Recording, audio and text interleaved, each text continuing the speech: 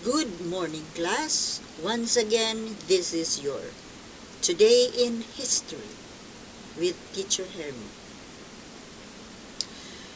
Today is January 6, and we selected two of important events that happened on this day.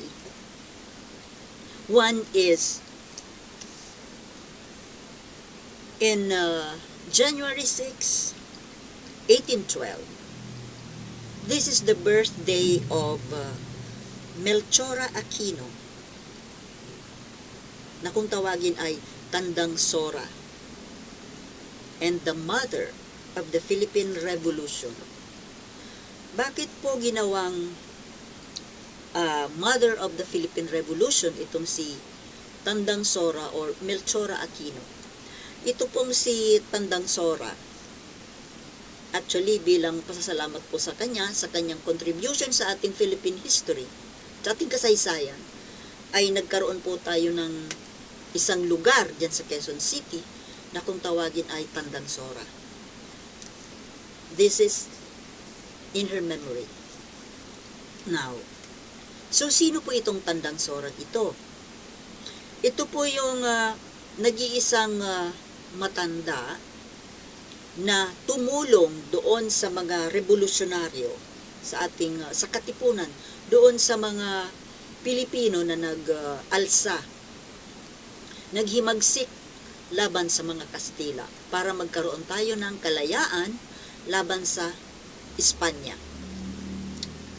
Ito pong si Tandang Sora, hindi naman po ito pangkaraniwang babae or matanda. Siya po ay isang mayaman. Actually, meron siyang mga pag-aari na tubuhan. Baka kamag-anak ito ng mga Aquino. Diyan sa Central Luzon. So, ang ginawa po nito, siya po yung taga-supply ng mga pagkain at gamot. Tinatanggap niya sa kanyang bahay yung mga katipuneros, yung mga revolutionaryos. Yung mga may sugat, ginagamot, siya yung nagpapakain. Kaya nagpatuloy po ang ating paghihimagsik dahil sa malaking tulong nitong Melchora Aquino, na kung tawagin nga po nila ay Tandang Sora.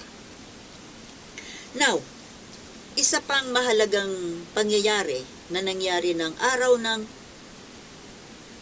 pang-anim na araw, January 6, but ito ay noong 1901. At his residence in Nagtahan, Apolinario Mabini receives a note from General Bell, Americano General, which says, "I have the honor to inform you that I have received orders to return you to your old quarters at Anda Street. Mabini is imprisoned for the second time." Sino po itong si Apolinario Mabini noong mga panahon yon? Si Apolinario Mabini po, siya po ang pangalawa sa pinakamataas na posisyon doon sa Emilio Aguinaldo Revolutionary Government.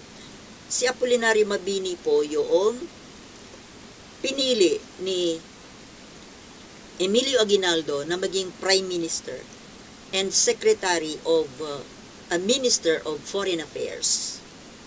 Pinakamataas na posisyon nung panahon yon. Pangalawa kay Emilio Aguinaldo being the President. So ito pong si Apolinario Mabini, isang napakatalino. At isa po siya sa lumalaban sa pananakop ng Amerika. At dahil po sa kanyang paglaban na ito, siya po ay palaging pinag-iinitan ng mga American officials. Nung una, siya ay hinuli dahil sa pagkontra, parang sedition. Nahuli siya sa Quiapo, Nueva Ecija, at siya ay ikinulong. But because of his health condition, dahil siya po ay he was suffering from polio at siya nga ay na-paralyzed, siya po ay pinakawalan. Hoping siguro na titigil na itong si Mabini sa kanyang mga ginagawang paglaban sa American government. Pero hindi po. Kaya napangalawahan siya ng paghuli. So ito nga po, January 6, 1901, hinuli siya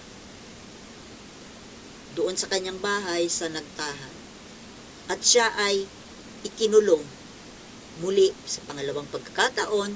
Dinala siya doon sa dati niyang kulungan, quarters, doon sa Anda Street, sa loob ng Intramuros.